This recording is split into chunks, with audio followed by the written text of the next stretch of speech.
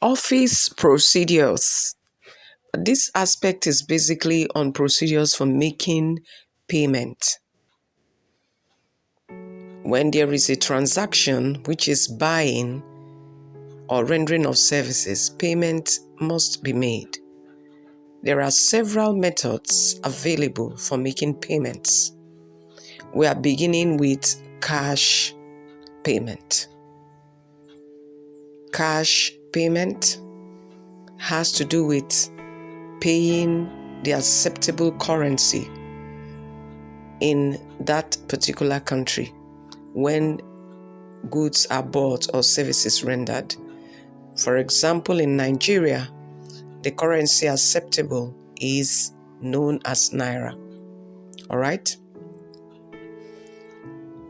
The next is bank transfer. Bank transfer, which is done in the bank, especially when the amount required to be paid here is large. We use bank transfer to make such payment. All right. Now, the next is check.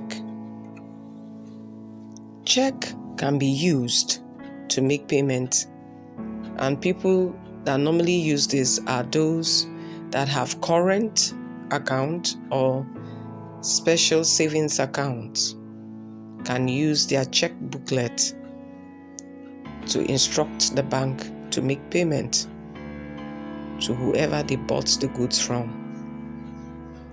The next form of payment is bank draft. Bank draft. This is also like check, but it is issued by the bank on itself. All right.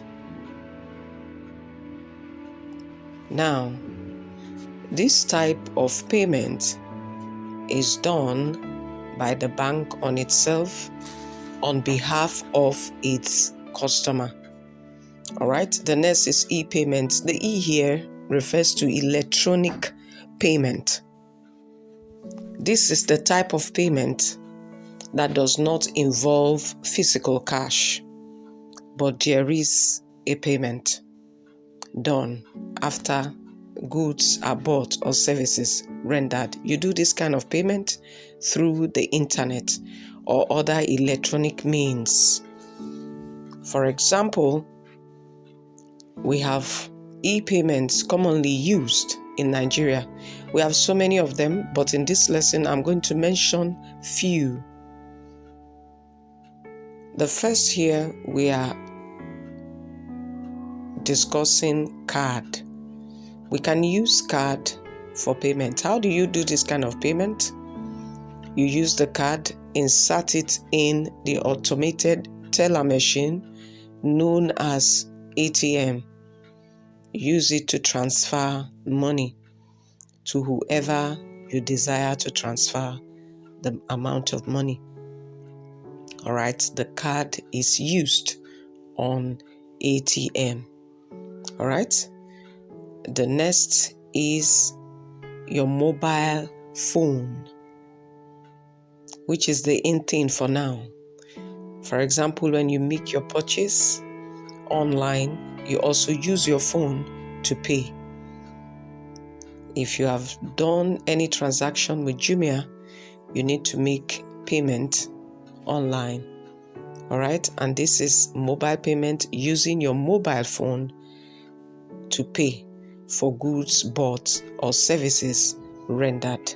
All right, and the next we will be looking at is the P.O.S, which is referred to as point of sale.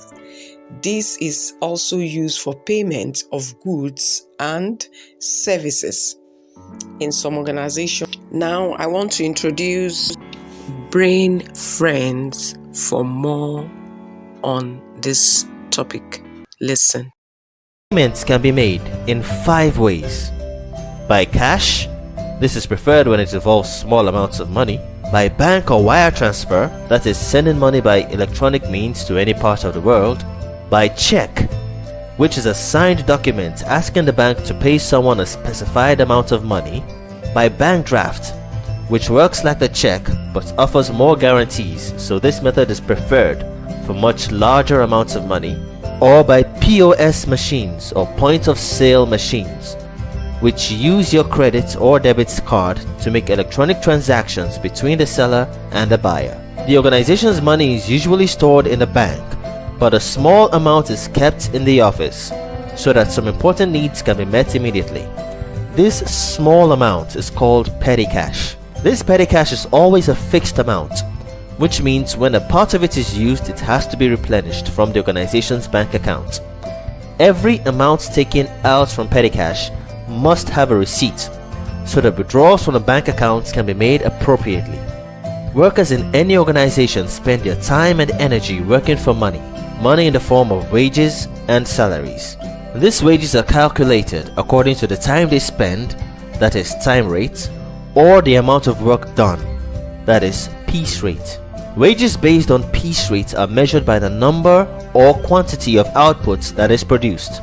For example, if a worker is paid the sum of 200 naira for each belt he produces, he will receive a wage of 2000 naira when he produces 10 belts. Wages based on time rates are measured according to a specific period of time. This could be hourly, daily, or a weekly basis. For example, if a worker is paid the sum of 1000 naira at the end of each day for the work he does, he will receive a wage of 5000 naira if he works for 5 days. Every organization has a department that is responsible for calculating and paying wages. In this department, the workers are responsible for preparing payment vouchers, preparing the payroll, preparing pay slips for workers, and paying wages to workers. A store refers to a supply of goods that are purchased and made available either for sale or for use in production. These tools may be raw materials, components and spare parts, tools, or finished products.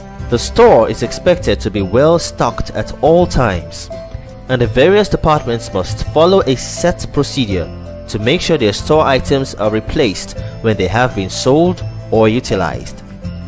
This procedure usually begins with filling out a purchase requisition form and sending it to the purchasing department. This document tells them what specific items need to be bought. When the request has been approved, a purchase order is prepared and sent to an authorized dealer to make supplies.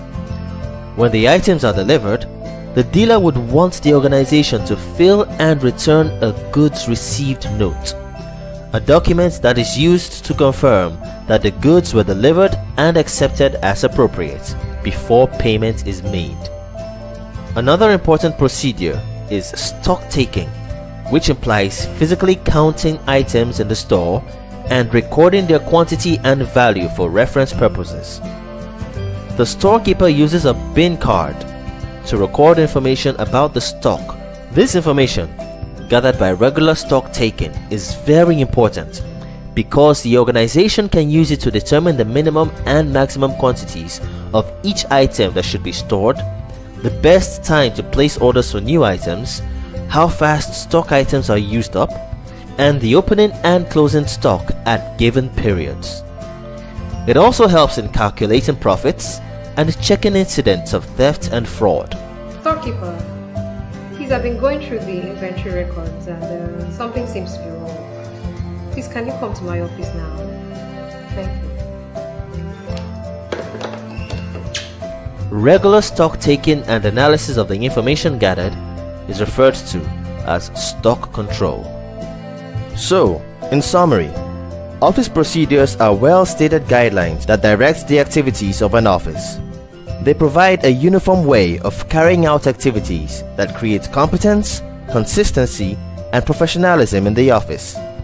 There are different types of procedures to follow for different kinds of activities, and these procedures are influenced by different factors. Payment for goods and services may require the use of office documents such as bills, invoices, and receipts. The four main means of payment are payment by cash, payment by bank transfer, payment by check, and payment by bank draft.